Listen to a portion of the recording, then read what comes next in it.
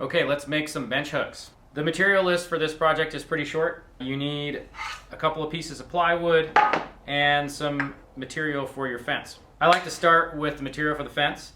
I've selected some cherry here that's quarter sawn cherry. The width is not all that important. It needs to be somewhere between an inch and a half. The thickness is determined by whether you're planning on using this as a planing stop to plane against, or whether you're just going to use it to cut against and pare against.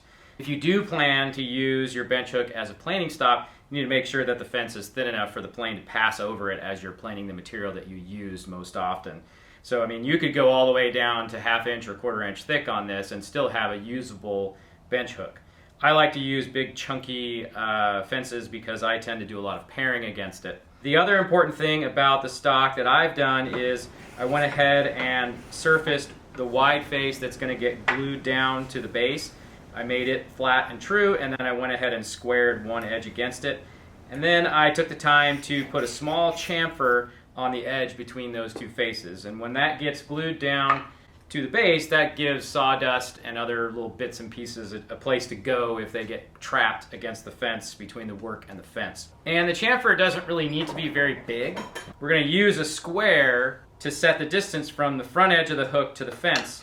And we want to make sure that the end of that square doesn't slip into that chamfer. So make sure that you make the chamfer smaller than the thickness of whatever you're going to be using for a reference. I'm going to be using a square for that reference, but you could also use just a piece of scrap. So long as you're using the same distance all the way down, you'll have a set of hooks that all have parallel fences. The reason I like to start with the fence stock first is I use it to determine the depth from front to back of the base. And I do that by holding the stock against the front edge of the bench and placing my plywood material for the base flush on the front edge, so you can see that it'll be flush like this.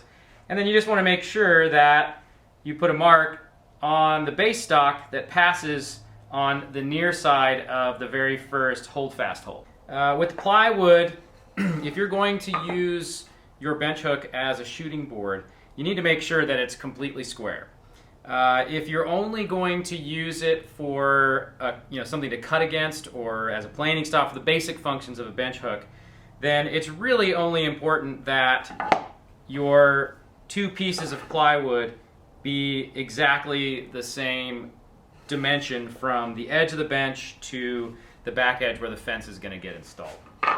And when it comes to the base stock, if you're using plywood, the grain orientation on the face of the plywood isn't important. You've got plies going both directions, so it's dimensionally stable.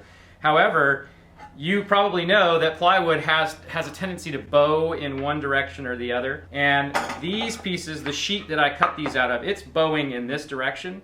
So I'm going to make sure that my fence goes across that direction, and that will help flatten that plywood out when I glue and screw it down. So the first thing we want to do is just determine whether we are going to be using this as a right-handed shooting board or a left-handed shooting board. I'm a righty, so for the face that's going to be used as the cutting side, I want to leave a gap on the right-hand side of the plywood base. So I've got a longer piece of material for a fence. These are my two reference edges. I want to glue the wide reference face down, so it's going to get glued in that orientation. I will come back and cut the notch out of the corner afterwards because it'll be glued down and then I don't have to hold on to it.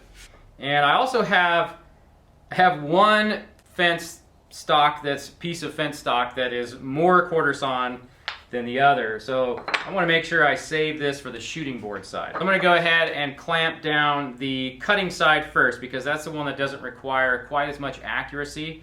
It'll give me a chance to kind of get used to the process of gluing this down. So I'm going to use a hand screw to clamp this down to the bench, and I'm going to let it hang off the side. And I can put a clamp here because I know that when I go to check my distances, it's not going to interfere with my square. So I want to make sure I've got this in the right place. I want this side flush because this is also going to be a left-handed shooting board. And the only really critical measurement is to make sure that the distance from the face of the fence to the front edge of the hook is consistent all the way across. And then I will also go ahead and check for square in this direction. Before I start spreading glue, I'm just going to make a quick mark here on the corner. That's the part that I'm going to cut off, so it's this corner here. I want to make sure I don't spread glue all the way out to the corner. And I'm also going to slide the fence back and just do a quick reference for where the glue needs to stop. The less squeeze out I have, the better.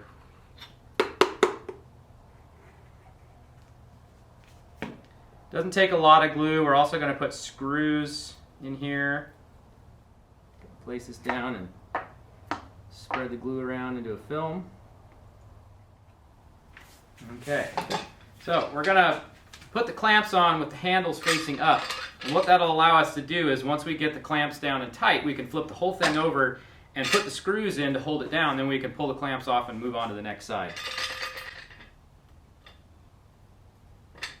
And I like to hold the pad that's fixed tight against whatever it is I'm clamping. Make sure that it's square and then bring it down. And it's going to move around on you. The glue is really slippery. Don't put a lot of pressure down here at first. We've got plenty of time with this glue, so we're going to move it around. So,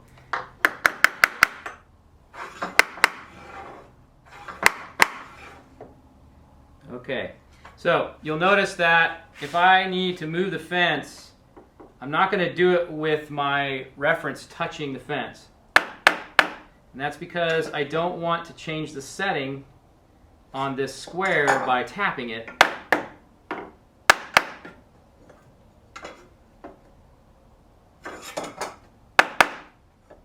Okay, we're looking good. Now I want to do the really critical one and check it for square. Looks like we need to come back just a tiny bit on this side. Okay, that looks good. So I'm pressing the stock tight against the reference edge and I'm bringing it up to the fence and it's nice and square. So I can go ahead and tighten these clamps down a little tighter. And every time I do that, I'm going to need to check, make sure that it didn't move on me. And it's still very good.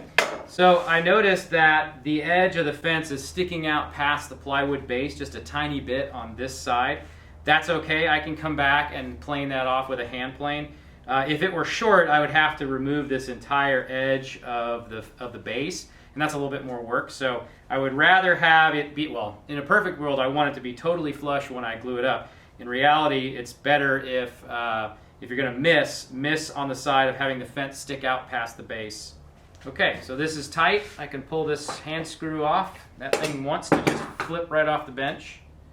Got a little bit of squeeze out here between the fence and the base in that chamfer. So I'm just going to take a piece of paper towel and a putty knife and kind of work it along that edge and just get out what I can. Okay, so we'll just set this like this. Grab a drill with a countersink bit on it. You're going to want to make sure you sink these screws in pretty deep. When you're cutting on one side of the board or the other, you don't want the teeth of the saw to actually scrape against a screw after you've used it for a while. The other thing you need to remember is the block on the other side is going to be shifted to the other side, so you want to make sure that this screw isn't too close to the edge of the board so that your saw is cutting over that screw head. I like to use a little bit of beeswax on my screws, on the threads. Helps them go in easier. And then when the wax cools, it kind of tacks up a little bit. And the way that I'm driving this screw, this is something that I learned from Tico Voigt. And he uses one hand to press down on the screwdriver and the other hand to turn it. And that takes a lot of wear and tear off of your hands if you're driving screws by hand. You can switch hands for each screw. I'm driving these screws down pretty tight and the fence is in good shape. So I'm just going to go ahead and pull this off. And we'll do the same process on the other side, but now we've got to think about this fence. It's going to be in our way. I'm going to move over here to the end of the workbench so that I can put the clamp on here. And again, this is our cutting side. When we flip it over, this is our shooting side. So the fence needs to be tight against this edge, the opposite edge as last time. So I want to slide this down on the bench. You want all your totally square side glued down, and the other reference face facing that way. Okay, so we'll make a little reference line on the base here, and we're going to cut this corner off so that a lefty can use this as a cutting hook. All right, let's do it.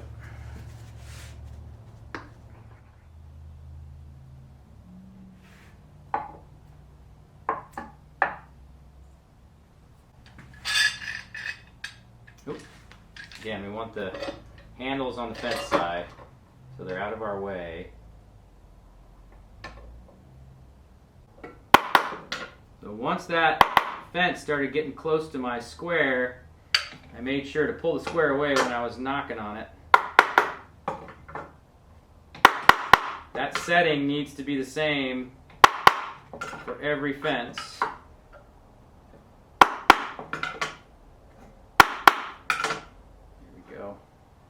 If you get any glue on your blade, just wipe it off real quick.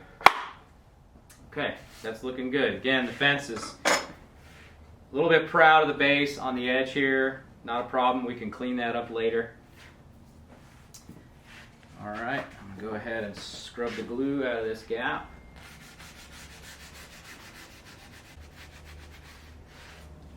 And take the pressure up a little bit more. Check it. Good. All right.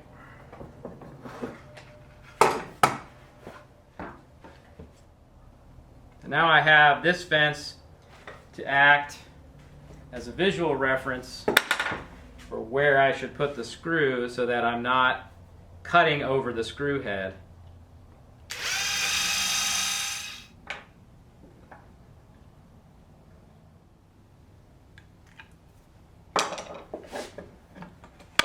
Okay, we've got most of the work complete for these bench hooks. We're going to repeat the process with the outrigger, and the only real concern here is make sure that you're setting a consistent distance from the front edge of the hook to the front of the fence. And you'll note that these fences are a little bit smaller than the base, and that means it doesn't really matter whether I get them perfectly centered, but that's what I'm going to be shooting for. This is just an extra support to hold your work or to lean against when you're cutting. So don't be too picky about getting these things perfect. And because these hooks are narrower and the fence is pretty much the same size as the base, I'm going to have to do a little bit different setup. I'm going to have to leave them in clamps longer. I can't just put the screws in and move on, because I'm going to be using the work surface as a clamping caul. So I'm going to set this up. I'm going to put the fence on this edge, and then I'm going to clamp everything together, and then I can wait maybe 30 minutes or so, take the two clamps off and just put one clamp in the center and put a screw on either side.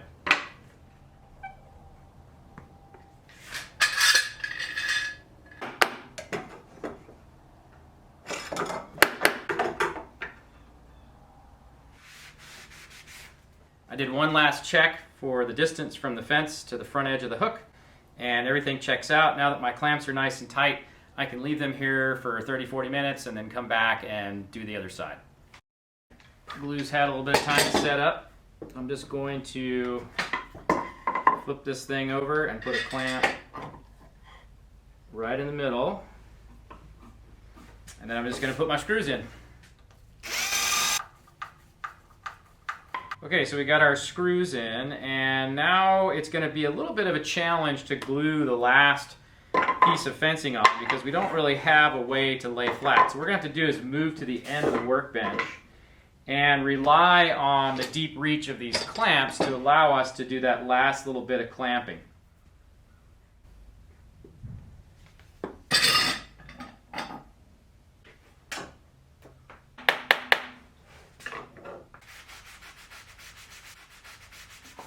while we wait for that glue to set up, we can go ahead and finish up the details on our first bench hook, our main bench hook. All that really entails is trimming this corner and then maybe planing this part flush with the base. So I'm going to cut this at a 45-degree angle, and I want to get pretty close to 45. It's not absolutely essential. So the great thing about the geometry of 45 degrees is if you measure from the same corner in 90 degrees in each direction, the same distance, you end up with a 45-degree angle. So even if you don't have a combination square that has a 45-degree angle on it, you can always make 45 degrees.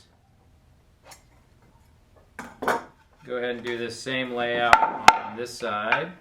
Whoops, better do it on the correct end.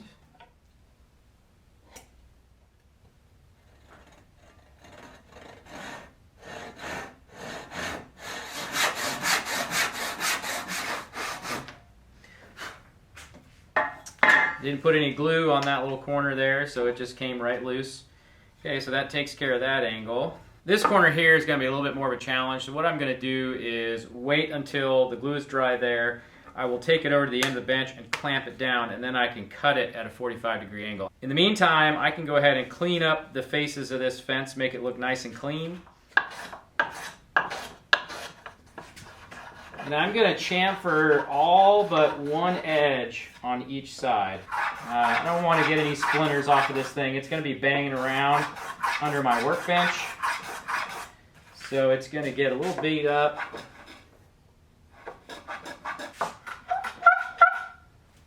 You get squeaking like that. A little wax on the sole of your plane. So this edge here on the shooting side of your fence is the one that you don't want to touch. You want to leave that nice and crisp and square, so when you're shooting into that fence, it supports the work from blowing, keeps it from blowing out. This part is not quite, the fence is not quite flush, so what I'm going to do is chamfer this edge up here, and then I'm going to plane it flush with my block plane. And the reason I do the chamfer first is, again, to prevent blowout. When I chamfer this corner, I'm strengthening it, and now I can plane right off the edge with light cuts. Now anything else that's hanging out will get taken care of when I take the first shooting strokes on this shooting board side.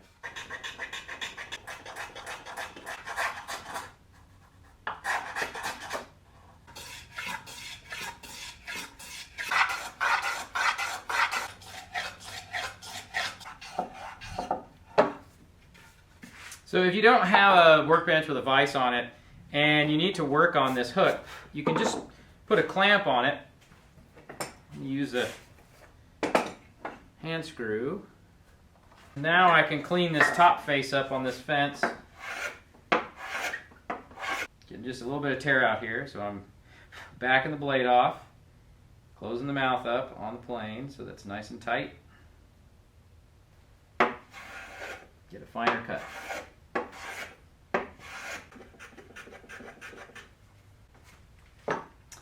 Okay, now once that glue's dry, I'll come back and we'll finish everything up. Okay, we're just about done. All that remains on this one is to clean up any overhangs, chamfer all the edges. And on this one, I am going to clamp this down to the edge and use my saw here to just cut an angle.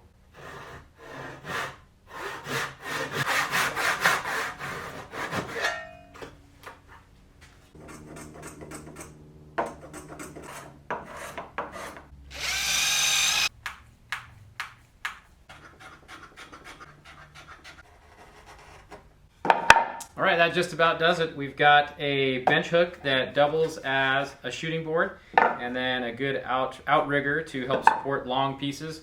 And I made an extra one here, so I've actually got a set of three. So if I have a long part that I want to keep and a long offcut, I've got both ends supported by these three bench hooks.